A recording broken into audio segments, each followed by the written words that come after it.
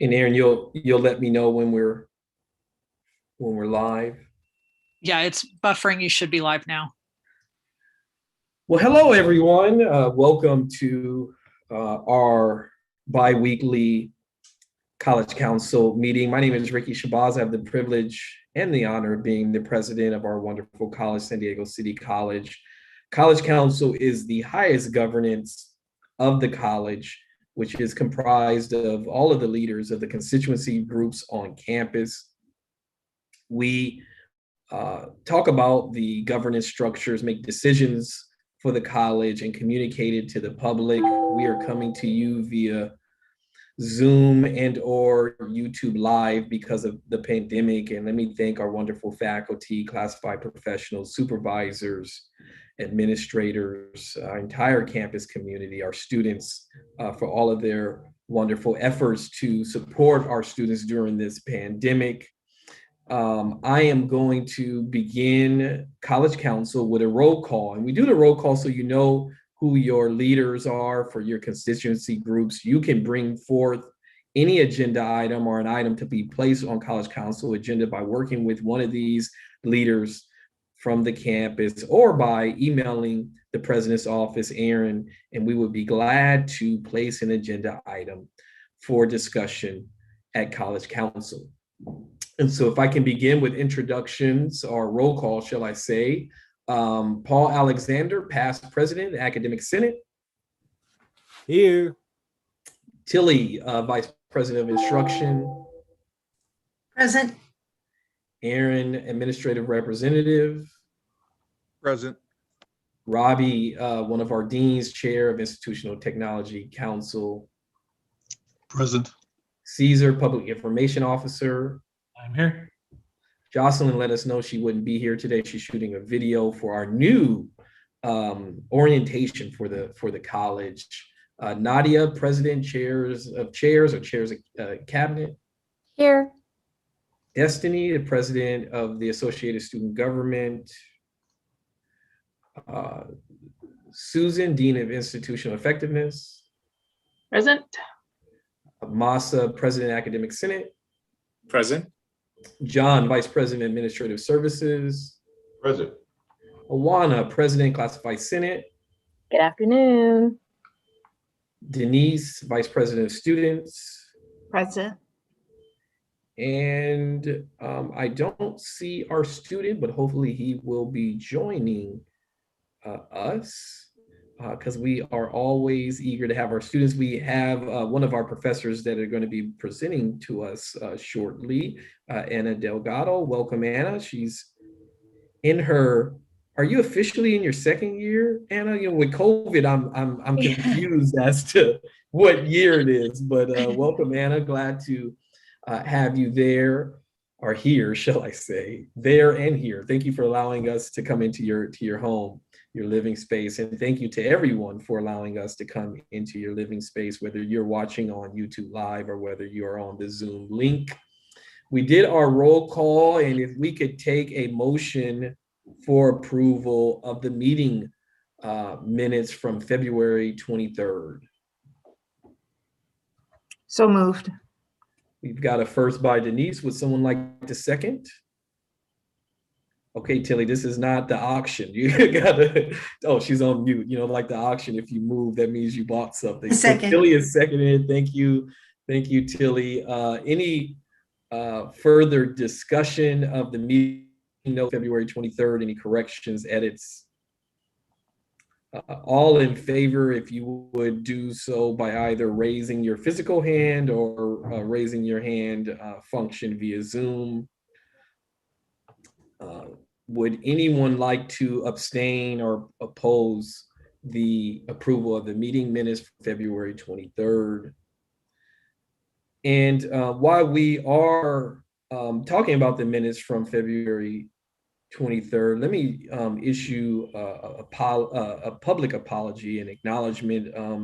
I was a little strong last meeting about the formation of a group that's going to do amazing work. Susan and Denise presented on forming a group using our governance structure to look at being intentional about having social justice, equity embedded in our mission in other areas. And I want to acknowledge that the exec team led by Denise did bring that to my attention. And while I may have had a number of questions about it, it certainly is the right thing to do and the right way to handle it. So thank you, Denise and Susan, for your efforts in that area. We will go to our first presentation. I will turn it over to John Parker and Anna Delgado, who will be providing an update of the Chancellor's mural rendering. Great, thank you, Ricky. Good afternoon, everyone. Can I share my screen here? Yes, I can. Great. Give me 1 second to share our final rendering as of a couple of weeks ago. How's that? Good to go? Great. Really, this was a long process. I think it was 6 or 7 months. It was actually my first time on a mural committee per se. And I really just want to take a moment to thank the committee members, one who is here now with me, Anna Delgado, but the committee members were comprised of myself, Denise, Tilly, Roxanne Salas, Caesar, Jeannie Tyler, Marciano, and I mentioned Terry Hughes, Ulrich, Virginia Jackson, Lydia Backett, Dina Prater, Destiny Munoz, and Josh Potgeider. And when we first engaged with the artist, I guess our first priority is what do we want to focus on? What do we want the mural to focus on?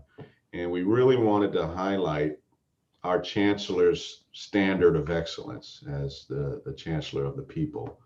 And what better way to showcase that than her contributions to our students and employees with several high-profile capital projects, as you'll notice in the background, the monochrome buildings that she helped bring to the campus. And you'll note also, I may have mentioned this in previous iterations, that silhouette of the monochrome buildings forms a heart, which was not intentional initially, but when we brought it to the artist's attention, we said, this is great. It kind of showcases city pride as well. So for us, it served a dual purpose. And the first iteration for me, it was a little more, I'm not an artist, so I'll call it abstract and maybe exuberant, I would think. But that was just his artistic freedom, going off of the feedback that we provided to him. So I asked Anna to join me today and to help present this to council as a fine arts professor, and she having served on various mural committees in the past, just to give her opinion, well, not necessarily opinion, but to describe the process, what the artist was accomplishing here, and to discuss his artistic freedom. So Anna, as the resident expert, I'll ask if you could take it from here, please. Yeah, we did do a lot of back and forth with the artist and were able to meet the artist. I think the committee was great and we had a lot of dialogue and posed a lot of questions. And I think with Denise and Roxanne being in contact, I think Denise being in contact with the chancellor and Roxanne being in contact with the artist, I think that made it a lot, we were able to facilitate a lot more communication, which I think was very helpful. Even though it was a 6-month process, it was a lot quicker than a lot of art mural processes and boards that I've been on. But I think in the end, I mean, I think everyone did work really well together in the end. It was great that the artist didn't feel or was able to feel that his artistic freedom wasn't compromised. I know that can always be a challenge. I mean, I think there were, with a big art project, it's not everyone's always going to agree on something, right? It's always going to be a little give and take. But I think, yeah, people were all able to voice their opinions, and I think we really did in the end really move together and look at images and get some city red colors in there. And I think, yeah, I'm interested to hear other people's thoughts. Yeah. And I'd just like to add to that, Anna, you're right. The artist mentioned we had him join one of our meetings. We thought he was going to walk out. He says, I've never been a part of this process. People give me an idea and I go with it. I never talk to him again in terms of a meeting, a formal meeting. And he was very patient. He was a trooper. So he hung in there. I'll give him credit for that. And we explained the shared governance and committee process to him. And Roxanne did a wonderful job in maintaining that relationship with him. I would also like to point out, thank you, Ricky, the M is missing from Dr. Constance Carroll's signature line. Actually, the latest rendition does have the M. I just pulled up the wrong one. So there's one more that has her initials as Dr. Constance M. Carroll. Thank you for pointing that out. But if there are any questions or comments, I'd like to field some feedback. Yeah, and John, maybe you can unshare so we can see one another, and maybe you can find the correct one. But we could, because I would like to bring this to a formal vote, and I would love to hear from the members of College Council. But before we do that, I want to just remind us that we did vote many months ago to rename the what we call, well, in this case, it's not renamed, to name the A building plaza the Constance M. Carroll Plaza. We voted on that, and we voted to have a mural in the name of the chancellor. And in the spirit of Women's History Month, I think that it's appropriate that we're voting on the only female woman chancellor to memorialize her on our campus. And she has been a very big part, along with the board, with City College being rebranded with a brand new campus. But open it up for questions for Anna and John. It did go through our shared governance, participatory governance process, which is why it's great that we have Anna here as the resident expert and artist with a background in this area. So I had a question. One, in all the years I've been at City College, this is the first time that I've heard of a committee to do a mural, and I think it's the first mural I'm going to see done, and so I'm really excited about that, and it looks amazing. And somebody who's worked with artists on other projects know that can be an interesting and exciting endeavor. I was wondering, and I think it looks great, is there a reason why, or is it final that the students are going to be in black and white and Dr. Carroll is in color? Was there a thought process behind that? I'll add real quick, Anna, would you like to go first? Yeah. We really wanted to highlight the chancellor and have her be the beacon and the centerpiece. And I believe at one point they were through the various iterations, but we didn't want the chancellor to be muted being so close, and that the students were a little bit larger at one time as well, but we just wanted her to be the focal point.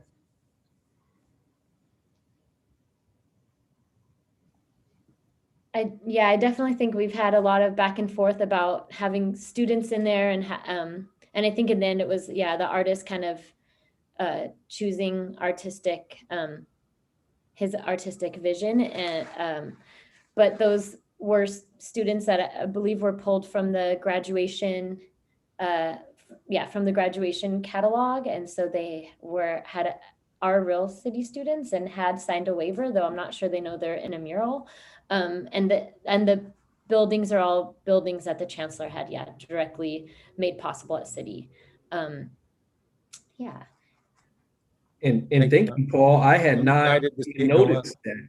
I hadn't even noticed that till you pointed that out. And every time I look at this mural, I see something different. And their Masa is the M. We assure everyone that the M is going to be in there.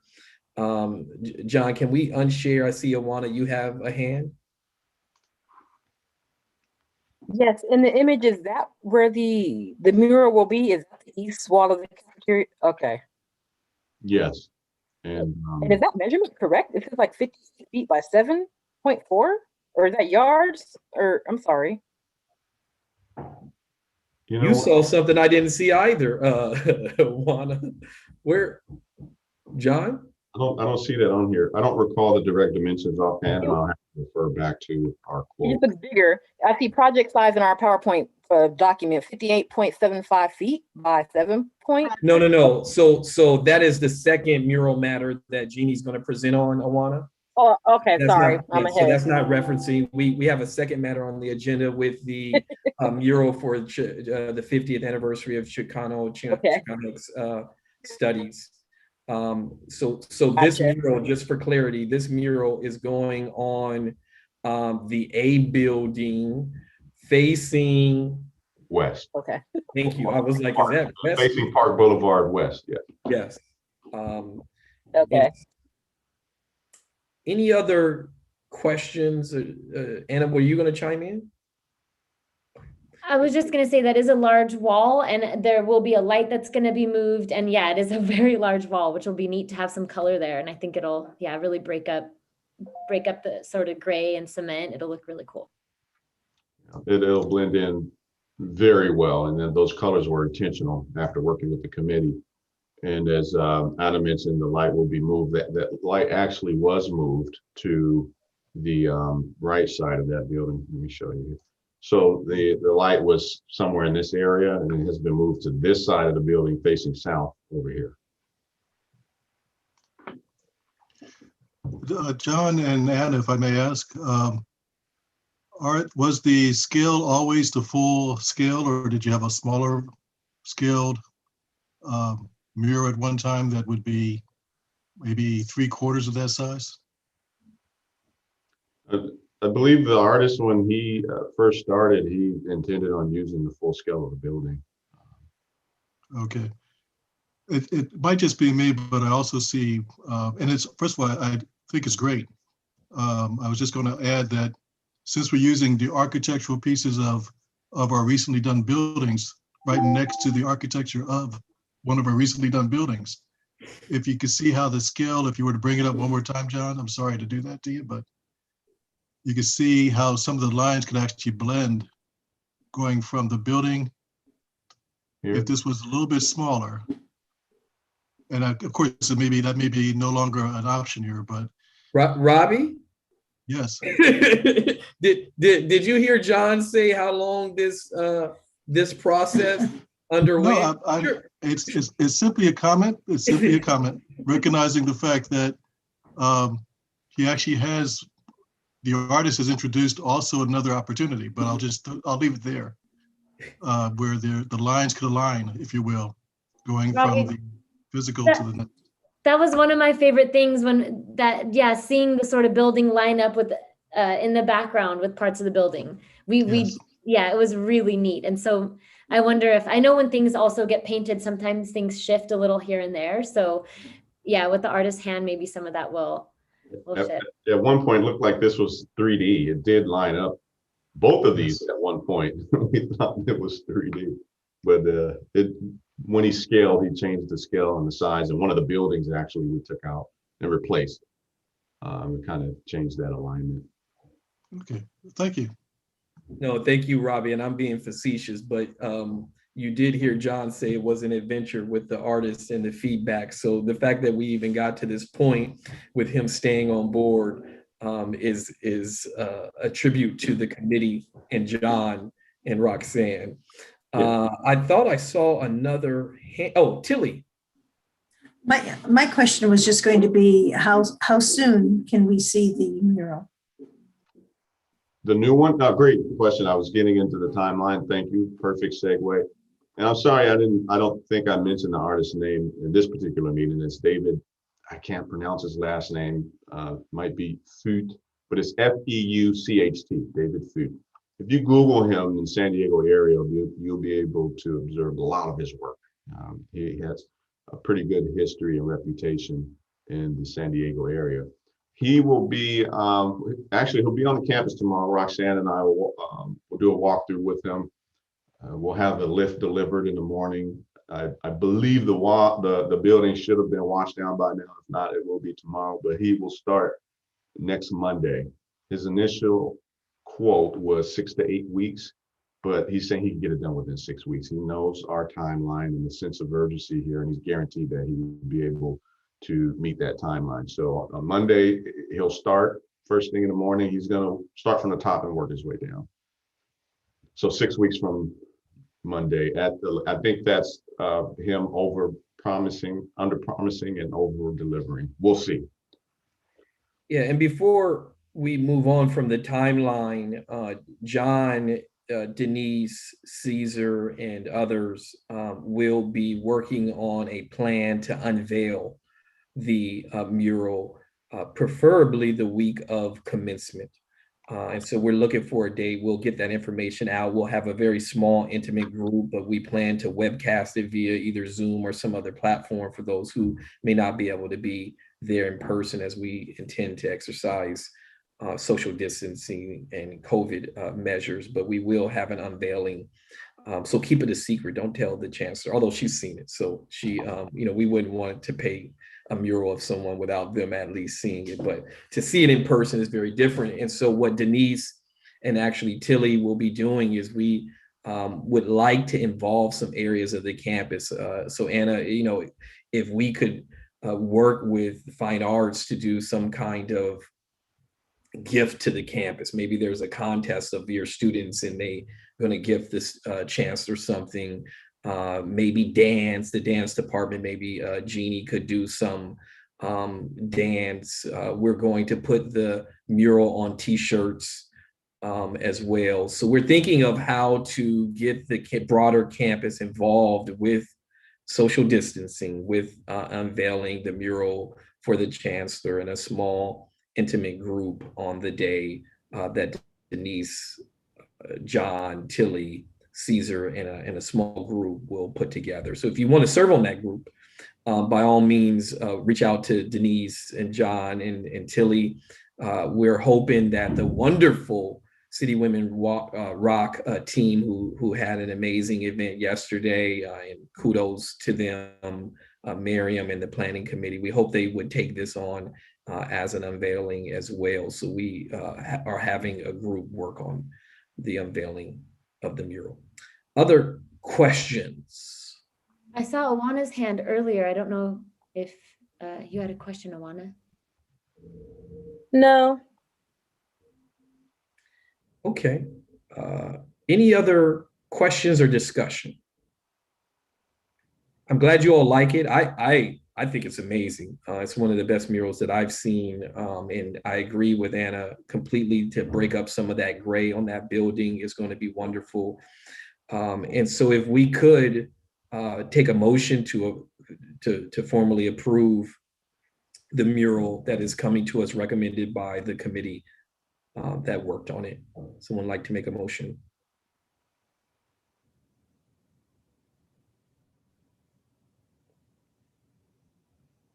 Some brave soul want to. This is Awana, I'll motion. Okay, so we got a first by Awana, we got a second by Paul. By any further discussion? All in favor of the mural without Robbie's suggestions, so that it actually gets painted. And I'm joking, Robbie. Indicate by saying aye or raising your hand. Okay, looks like it's unanimous. Anyone, and welcome, Josh. Good to see you, Josh. Would anyone like to either abstain or oppose the mural? Hearing none, motion carries unanimously. Thank you, Anna. Thank you, John, and well done for your first.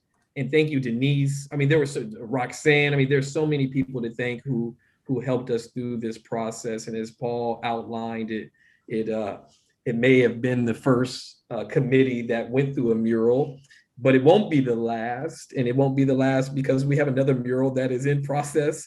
And so I will pivot to Jeannie Tyler, who these matters will go through because fine art is in her school as the dean. And so Jeannie is now my official designee for these kind of matters, and want to congratulate our Chicano Studies Department. Our college has one of the oldest Chicano Studies departments, certainly in a community college, probably in the nation. And so we wanted to honor them with the work that they've done. And so Jeannie has the second mural. So I'll turn it over to you, Jeannie. Doing the update. Oh, I thought you wanted me to talk about the dance I was going to do for the chancellor's unveiling. I heard you say, and Jeannie can do a dance. No, nobody wants to see Jeannie dance. They don't want to see me dance either, Jeannie. So we're in the same boat there. All right. You all received a handout, but let me quickly share my screen with you all so that our guests can see it as well. Good afternoon, everyone. To my sisters, happy Women's Month, although every month is our month, right? But I just wanted the opportunity to say that as well. So proud of the work my colleagues did yesterday with City Room and Rock. Just magnificent to see. And so I'm here for an update. I wish I was here with a rendering. I wish we were as far along. One thing though, I really have to do a tip of the hat to Roxanne Solis and Dr. Parker for going first, right? It's always nice when somebody else can go first. And so here's our update quickly. As President Shabazz mentioned, a little underscored at this point, I think the fanfare will start rolling out, but yes, congratulations to our Chicana Studies Department. 50 years in the founding and relevance of a department that's so very important to our student population, to our community, right, to our binational borders that we have within our service area. And again, happy to be part of this also. So there is a public art committee, Paul, that we are convening for these mural projects. And basically it's when somebody has the idea, they submit an application. And then the committee is convened and we work through the process that is a participatory process, and there is constituency representation. To include student voice, I'm happy to share that we do have 2 students joining us on this committee. Funding was made possible by our San Diego City College Foundation. Thank you so much to the foundation and for recognizing the Chicana Studies Department and their 50th anniversary. After interviewing about 12 artists, came down to 2, and then we have the committee selected Alicia Maria Siu based upon her artistic history and experience with murals. She's a muralist and she's local. She's a female, she's a Chicana, she's local. Does it get any better than that? It does not. Location is the east wall of the cafeteria. Owana, here's that project size. And yes, so the wall is about 7.4 feet tall, but it's longer than it is tall. And we have a picture of the space on the next slide. And where we're at really our next steps. There's been negotiation on price, and now really the artist is going to spend some time with the department, and it's appropriate that she's doing this with the department to talk about. It's something that we did, as John Parker mentioned in the process for the Chancellor's mural, is that information was provided. He has committee members. Vice President Wissenhunt was instrumental in providing information on the Chancellor's legacy and who she was. And that's what the artist will be doing now with the department. What was it like forming that legacy? What do you want highlighted? What does this mean to you? And from those interviews and conversations, then she'll do the renderings. Then the renderings will be brought back to, we'll reconvene the committee, and those will be brought back to that participatory level. And then the work begins, truly begins. The one thing that's ideal about this being inside the cafeteria versus an outdoor mural is that they're not subject to the whims of the elements, right? So if we have a real rainy day or if a monsoon comes along, not trying to make you nervous, John Parker, but you know, the artist won't be working that day, but this will be inside the safety and not exposed to the elements. And then the projected completion timeline is to coincide with the Chicano graduation, which is at this point scheduled for May 22nd. And then real quickly, I'm going to go ahead and move forward, maybe. So this is the east wall of the cafeteria. Those of you familiar with our cafeteria, I probably should be calling it City City Commons, right, is this is the area that's just a little bit elevated from the main level where you can get into the C-store or go into where the food used to be prepared. It steps up and the restrooms are off to the pictures right. And then there's a set of double doors that go out into the campus right under the A building. So that is the wall. And yes, it is 58.75 feet long. We told the artist that monitor can be relocated. However, of course, those vents cannot.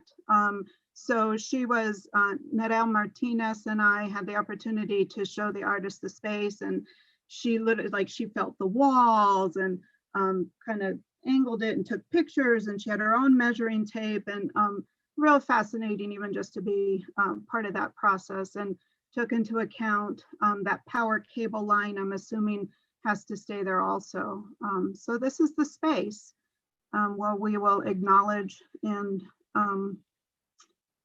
honor the legacy and the history of the Chicano and Chicano Studies Department. And it will be here in the space where students are gathering, breaking bread, hanging out, and it's going to be wonderful. That was my update. Any questions? I was just going to say, Jeannie, I've seen her work at the Cultural Center in Balboa Park, and it's so exciting to have her be part of the campus. That's such a great link. And yeah, I saw her work there a while ago, and it's incredible. I just realized I just made that connection. Amazing. Yes, thank you, Anna. Anything Any else? Well, let me thank you, Jeannie, and Chicano Studies and everyone involved. I have to say, I've learned a lot through this mural project or projects, more than I ever thought. And while I have enjoyed the spirited discussions we've had about this, I think we can be proud that through those discussions, by the end of this year, even during a pandemic, we're going to have 2 wonderful murals.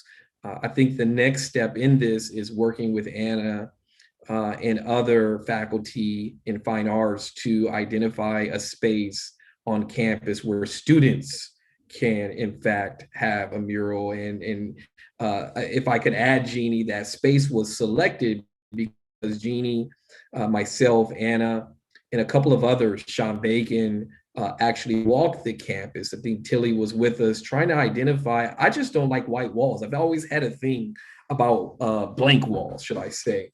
And so not that I want to have a mural on every single wall, but I think it adds the life to the campus. And so Anna, hopefully you and or your colleagues in your department can identify an area. And I'll also say something that I'm advocating for, and that is maybe the future chancellor to consider allowing us to get permits for alcohol on campus, because I think we could have some great art showings and things. Not that you have to have alcohol for those things, and I don't drink, so it's not about that. But I can tell you that people want to use the campus, and when they find out that we don't allow alcohol, they tend to go other places. And so I look forward to the future of what we can do in the quote unquote art scene that's going on downtown, and how the campus could be the center of that art scene. So thank you to everyone involved. Any other comments? I want to say it's so cool that both the artists are San Diego locals. That is so cool for the students, for the community. I think that's really exciting. And the whole alcohol thing, I think it's just also to have it be like a real world event, like, I think that part is, it's not, I've never seen people go crazy. It's just more, you feel, especially for students, like it feels like, hey, I'm at an opening, like, it feels important, I think that's what it's about, getting a cheers. Be it as it may, as Tilly has said in the chat, there have been a number of requests for weddings at City College, particularly on that A building patio. And when folks find out we don't allow alcohol, they tend to go other places. And I'm not condoning drinking alcohol. I'm just saying that there is an opportunity to bring people on campus and a revenue stream to support our students if we had that option. And certainly when you go to other colleges and in other places, they're able to do that. Other questions, ideas? Definitely, Paul, I see your message in the chat. And it is something we'll have to contend with if in fact we even get to that point. Could be that the board or the future chancellor won't be in favor of that. Jeannie. I just wanted to say, I realized the agenda said the Tilly Chavez and Jeannie Tyler update, and I totally took that from you, Tilly. So if there was something you were adding, I apologize. No, I was actually going to say thank you, thank you, thank you, and thank you for the committee you're working with, because without you all, we wouldn't even be this far along. So wonderful to hear. And Anna, it just means so much to me, just the comments that you made as well. And I'm sure for Jeannie as well, like, whew, we're right on track. So that feels really wonderful. Feels like we were endorsed by you, Anna. And we're going to have these awesome backdrops now, right? These backdrops for people to take photos of and make our city college, I think that's going to be so exciting to open back up. Yeah, absolutely. John, it's not on the agenda, but can you also chime in about the existing mural? Certainly, yes. The Aztec mural on the northeast end of the A building that faces south. You all, I'm sure, know where it is. He's also going to touch that up for us. He's going to maintain the existing color palette. And we were attempting to contact the family. Of course, we have to get the permission to respect the artist's rights, the original artist's rights, who is now deceased. And we were unsuccessful for over 90 days, according to our mural policy, in attempting to contact next of kin or heirs before waiving their rights and proceeding with that restoration. So he'll restore that once he completes the chancellor's mural. Yeah, and I just want to remind us that these are huge efforts that have involved a great deal of discussions on campus. And even with the update, there are folks who don't want the existing mural updated. And then there are those who say, why are we ignoring the existing mural? So we're going to move forward, as we voted many months ago at College Council, to launch all three of these efforts. And so the next time we see Jeannie with respect to the Chicano Studies mural, they'll be presenting, as John and Anna did today, what that mural will look like. So thank you for everyone involved, and thank you to College Council for authorizing these efforts. Moving right along on the agenda, turn it back over to John to talk about the plan to open, and then we'll go to Aaron Daddy to talk about athletics returning to campus. Okay, great, thank you. First, I want to thank Masa for coordinating his wardrobe with me in colors. Thank you, Masa. Ricky was getting on my salmon, peach, mauve shirt. Not getting on me, I guess, pointed it out. So thank you. Regarding the reopening plan, you received the latest draft. It is still in draft mode of the reopen plan for your review, your recommendations, comments, questions. It has been vetted through the ad hoc reopen committee, which is comprised primarily of the Health and Safety Committee. It has also been reviewed by District Risk Management, HR, and Legal, and it is a living document, because the information that we receive changes by the minute, hour, day, and we'll have to update it and be flexible accordingly. Again, as I mentioned previously, don't know when we're going to open, but when we decide, when the district decides, when local and federal public health officials decide, we will have a plan in place. And this plan is just for employees, not students as of yet. We will get to that point. We are just not there. And we're also, or have also, scheduled walkthroughs with department managers and deans for this return, so we can identify traffic flow, resources that will need ingress and egress points, etc. And we'll be taking note. We'll also be working in conjunction with our facilities master plan consultants, R&T, who we've started working with already on the facilities master's plan to sort of help us re-engineer and reimagine what the future of classrooms and learning spaces and social common areas may look like in a COVID environment and a post-COVID environment. So keep that in mind as you're reviewing the document. I would ask that you send all questions, forward all questions to me. You could piecemeal them, not a problem. Or if you need clarification on anything, you'll see. I don't have it up. Give me 1 second if I could find it in two shakes, and if not, I'll share my screen. So out of the 4 phases in this phase return, we're in this current phase as of fall 2020 for the hard to convert and air programs and a continuation of the mission critical and essential employees on campus. The dates you'll notice in here are just tentative when I first started this, and those of course will need to be revised. We want to give as much notice to employees as possible. So as soon as we know, the goal is to have at least a 6-week notice. And there will be exceptions, which we will address in the future. But over the course of the next 2 weeks, until the next meeting, if you could please send any recommendations, edits, comments. You could send the document back to me, an edit version, or you could send me an email, Word doc, whatever your preference is. Any questions for John? John, will you please work with the leadership of the Academic Senate and Classified Senate and SPA to present the plan for approval to those respective areas, and then if feasible, once the Academic Senate and Classified have voted affirmative or otherwise, or provided recommendations, that you bring that plan back for a formal vote of this body.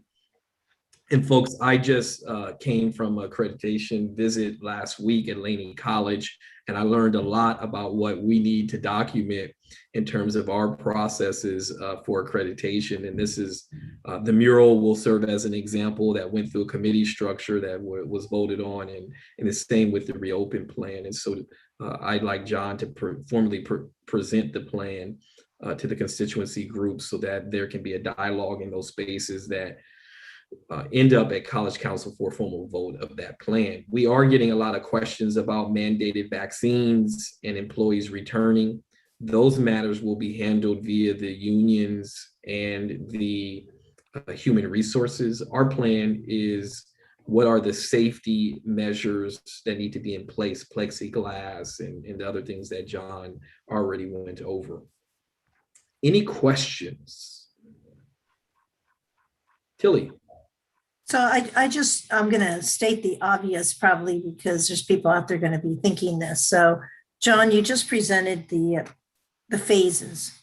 And again, I believe I heard you say you just put some dates in there, and it doesn't really mean anything at the moment, because I have a feeling somebody's going to be texting me saying, I'm supposed to be back in 6 weeks. Is that what you're asking me to do right now? No, I just verifying that piece. And the other one is, the business of plexiglass has come around through instruction quite a bit of how do people even know if they need plexiglass. And, you know, I mean, and I'm just going to say from some of my thoughts and ideas that right now, everything can change at a given date from the CDC.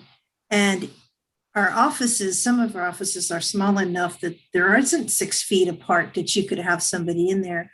I would not recommend at this point in time for faculty to be meeting students in their office. That's what the outdoors is for, and that's for other things for us to walk through. And I just kind of wanted just to bring that up at this point, because I have a feeling that those questions are out there. Yeah, thank you. Thank you for the clarification. Any other questions or comments? So this is a work in progress. Hearing none, again, John, we'll ask you to take the plan through the constituency groups and then bring it back for approval.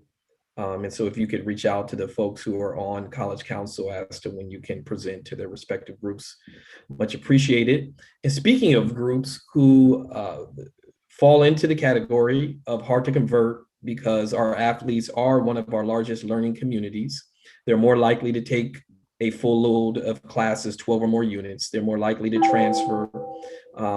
I commend our wonderful coaches and everyone in the athletic department who serve as support for our students during this pandemic and just during their regular duties. Our coaches go above and beyond what we compensate them for in supporting our students. And speaking about going above and beyond, Aaron Detty has done a tremendous job in keeping our athletic department moving forward during this pandemic. And we're ready to bring our athletes back. Back does not mean prior to COVID. Back means to begin conditioning in small groups. And so I've invited Aaron, who put together an extensive plan that had to go through the scrutiny of me asking a ton of questions, working with our vice presidents, working with risk management, and Aaron deserves a lot of credit for working with his department to put together a plan very similar to what the nursing department and other programs that are on campus in modified small cohorts. So Aaron, the floor is yours. Thank you, Ricky. And I want to second that about our coaches. Without them, I don't know where our kids would be right now, and the support of our academic counseling team that's supporting them and all of our classified staff. It is amazing. We normally have about 170 to 200 athletes. And because of the love that our exec team and our staff, our faculty have shown, our head count's at 151 today. We have such faithful, amazing student athletes, and that's about our coaches. And we've been at home because of a pandemic, a real pandemic, something that's serious, and safety is at the utmost. And that is where we're going right now. It's all about safety. And I'm going to bring up a couple of slides just to kind of help as I'm talking about what we're doing. We are focused on safety. There is no equipment. There is just conditioning in a very high distanced.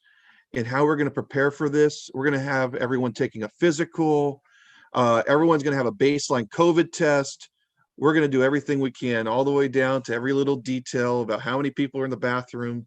We're going to make sure that people, unless there's a medical condition, aren't even eating. We're going to be masked, double masked, whatever we can do, because safety is the most important part. And it's also about our mental wellness and getting our athletes slowly reacclimated to athletics with a goal of returning to sport in the future, no time soon. And all of this, of course, is pending safety. If anything changes, we will. It's not a go. We might be delayed, but the main thing is we have a plan, and we're so grateful for that.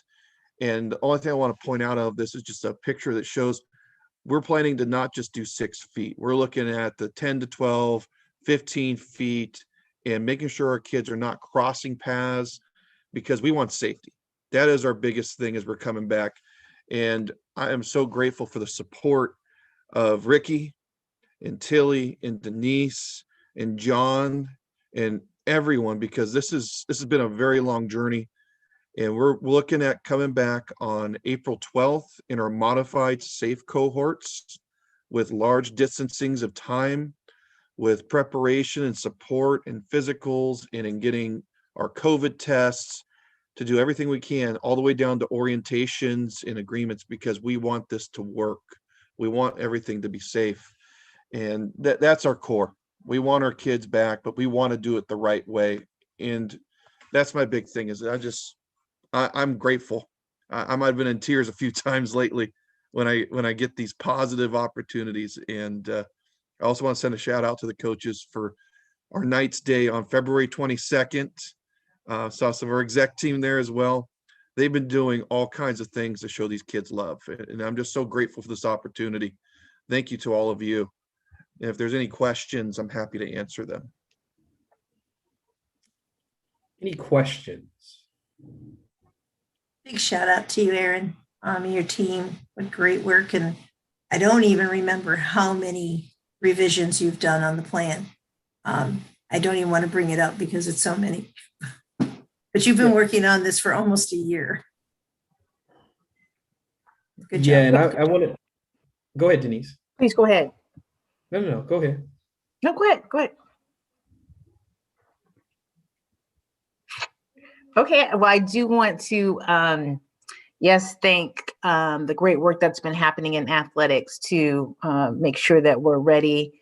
As Tilly has shared, we have gone through quite a few plans, and it's been many days and many nights trying to figure it out. Just really appreciate that work to think of our students from a holistic perspective, from the sense of the support for them to be ready to prepare to come back, but also as academics and the support that has happened in regards to some of the support services on our campus, including mental health. So I just wanted to just thank you, Aaron, and really the coaches, because, we want them to, we want our students to come back and do what they do, which is represent our campus, proudly.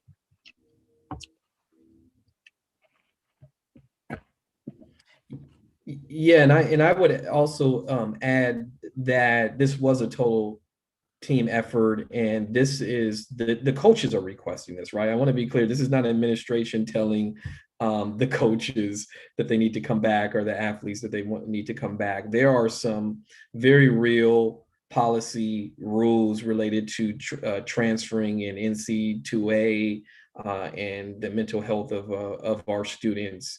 But I would also be remiss if I didn't say that we are cautiously doing this. We are still in purple tier. This is subject to change at the drop of a dime. This is a pilot. And Aaron mentioned about 150 or so student athletes. They will not be there at the same time. We're talking very small cohorts.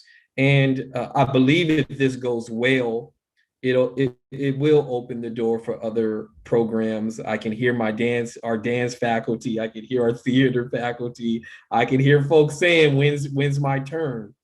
And so we're piloting it with athletics. And we're doing so for a number of reasons that I've already outlined. We're also doing so because we're at risk of losing those students to other colleges who are opening. I do think this is a tad bit too soon, but I'm hoping things will continue to go in the direction as they have been in the last couple of weeks. But we reserve the right that if they go in the wrong direction, that we'll push this out even further. We met with the coaches. Thank you, Masa, for joining us just yesterday, and had a great dialogue with them. They have some very genuine concerns, and they know, they're scientists in their own right as well. And I also must admit that, I struggle and fight against hypocrisy. And what I mean by that, I'm taking my 11-year-old to softball practice right after this meeting. And so, what kind of president would I be if I allowed my 11-year-old to play softball and I didn't allow our students to have that same opportunity? And so we're going to cautiously do this and monitor it and not only hope for the best, but plan for the best. Any questions? So if you're wondering out there in YouTube world or even on College Council, well, how do I get to come on campus? Please work with your dean. Please work with your vice president. We do have some examples of the nursing department and other hard to convert classes that we have brought back in very small controlled groups. And even in that case, we had a nursing student who contracted COVID and we went into contract tracing and reporting. So we do have some examples of this, but I want to be clear, we're not forcing people to come back. This is coming at the request of the departments, and we're looking at each individual request case by case. So if you have a request, work with your respective chair, dean, and vice president, and we'll certainly have that discussion with you. I do want to say that there's a lot of work that's being done in alignment. I know you, Aaron did a fabulous job, but just saying that a lot of the work that we're trying to do is to be in alignment with our other colleges. So we're not all going in different directions, but we really are using as an opportunity for us all to learn and to learn as almost learning community of other programs. Yeah, thank you, Denise. And that gives me also an opportunity to thank the student services team and the facilities team who've been a part of this, right? So we've got Dottie on the front lines as the director of the health center. We've got Dee in the nursing department. And so, I can assure you that Aaron went through a degree of scrutiny that produced the plan that you see. Other questions? Any questions or comments? We are continuing to have those discussions about returning. It does look like, I suspect, barring the fact that this virus could care less about our planning or our desires, but based on the availability of vaccines in the coming months, there's a very strong likelihood that we would have a greater number of courses on campus in the fall. Notice I said a greater number of. I'm thinking that there'll be some degree of hybrid. It won't be 14,000 students on campus at the same time. And so this plan that John is taking around is so important for people to engage in that discussion of what that looks like. Questions, comments for the good of the order? I am just going to offer that we still have social distancing to consider, mask, et cetera. So faculty, if you're hearing, that Ricky didn't just say we're all coming back on campus in the fall. It's saying that we'll be adding more of those. I just have to translate and re-say it again, Ricky, because I know that I'm going to have, they probably already waiting for me, emails. And so things that we're still working on, right? We still want to make sure we have the right ventilation. John and all of us were working on, can we do things outdoors? What is the safest way to do this? So just keep that in mind. Just keep adding that over and over. Yeah, thanks, Tilly. And we know that the Congress, the United States Congress is likely to deliver to the president a third stimulus. And so I've asked the vice presidents to begin to prioritize the needs of the campus. And so if you have needs or ideas of how to safely return or support students, please work with your respective vice presidents so that we can begin prioritizing those needs. And they will come to this council for authorization and approval. The second stimulus, we just received the deposit from the DOE yesterday, as a matter of fact. Thank you, Denise and John, for making that happen. And so the vice presidents will go back to their teams to look at the dollar amount that was initially indicated. And I can tell you that we're probably having to trim about $2 million. Initially, we thought it was going to be 7. It's going to be about 5 million. But here's the good news. If you are not fully funded in this second stimulus, and we've offered resources or you need resources, we'll see to it by way of our prioritization process that you have an opportunity to be considered for the third stimulus. I believe in total between the second and the third stimulus, we're going to have access to close to $10 million, about 5 million in each allocation. And so we'll do our very best to make sure that those resources use program review, plug for program review, to make sure that we fund the things that our great faculty, classified professionals, supervisors, managers believe that we need to continue to support our students during this pandemic. Any questions? I am getting a lot of questions about hiring prioritization, and I want to thank Susan Murray and everyone who worked on the classified hiring prioritization. So I asked her to come forward to share with us a hiring prioritization process so that we're familiar, and we're going to start using this process as funds become available to hire people. So Susan? Sure. This dates back to actually my first year at City, which was the 16-17 academic year. I worked with a group of faculty to revise the faculty hiring prioritization process. That went into effect fall of 17, I believe. It's been revised and updated a couple of times since then. And that is still going forward. Seher Awan, who was Vice President of Administrative Services at the time, worked with another group to create a prioritization process for classified position requests. And again, the first step in the process for any of these is that a program or a department submits a request. They come forward and say that they have a need for additional personnel.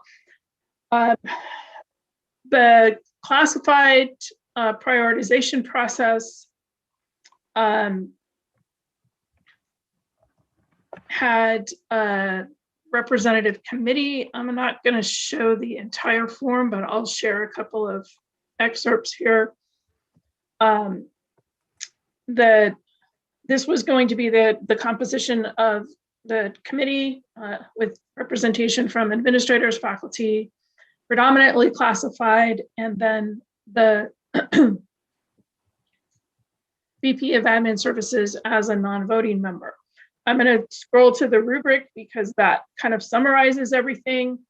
In addition to some, descriptive information, the link to the classification, the job description, the budget source. These were the criteria that were created for prioritizing position. In brief, are there licensing or regulatory requirements that support the need for the position? Is there an impact on health and safety? What's the relationship to institutional priorities and or student learning? And then how does the position impact the operations of the department? And so that was those were the points that the application or the request would address. And then this was the rubric that the committee was going to use to score positions and create a prioritization list. This didn't really fully go into effect because shortly after the process was completed, a hiring freeze was initiated. And we've kind of been in that space ever since then between decreases in enrollment, changes in the funding formula in terms of our general fund allocation, and changes in the way that categorical funds have been allocated. So we haven't fully followed through with this process, though this form has been available within TaskStream for program review submissions, and there have been some requests submitted.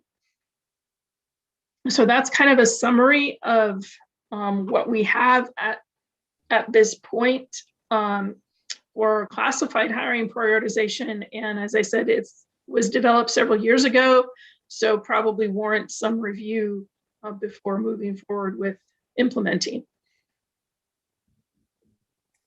Thank you, Susan. Any questions for Susan?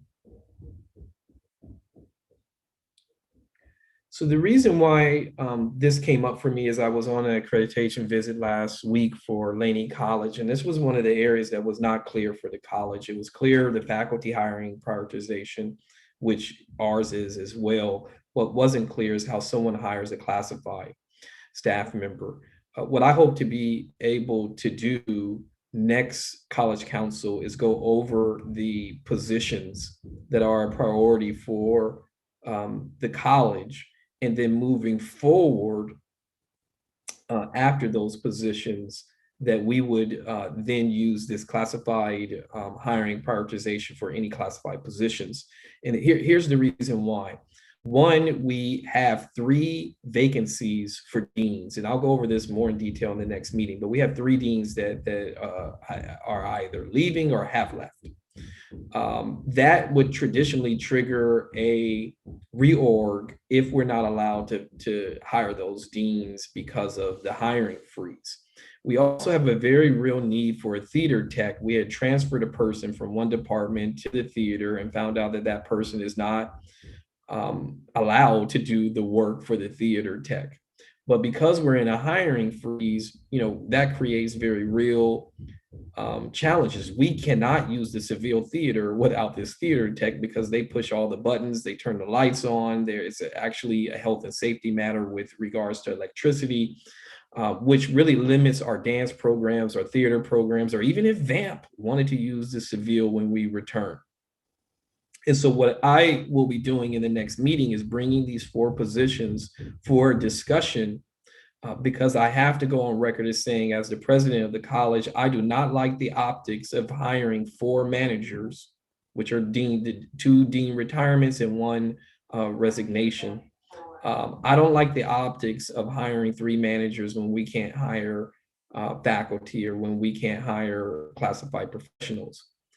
Now, of course, the faculty in those areas would like to have a dean to report to. Otherwise, it triggers a reorg. So I want to introduce that concept. It's not on the agenda. Aaron, I'd ask that it be added to the agenda next meeting for me to go over the vacancies that I'm advocating for hiring at the district so that we can have a discussion as a college council and come up with our process for prioritizing these positions moving forward. It's clear the faculty, it's not clear the classified, and it's not clear the managers. And I believe in participatory governance. I know what it's like for a president to hire managers and not hire faculty. And so I'm hypersensitive of that message. And I want to hear the voices of the faculty, both those that may think we should hire and those who maybe think that we shouldn't. But I can share with you, and Aaron will test that every time I meet with exercise science, the number 1 question I get is, what's going on with our dean? Aaron is in a acting/interim role. And we thank him for his sacrifice. But in order to have an athletics department, you've got to either have an athletic director or a dean of athletics. And from a pay standpoint, there really is not a huge difference between those other than title. Questions? So with that said, are there any updates or announcements for the good of the order?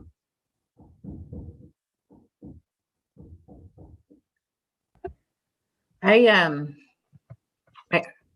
I may, I do want to send a particular thank you and appreciation for a couple of events that have been phenomenal on this campus that are unique to this campus. No other place in the state has these 2 activities.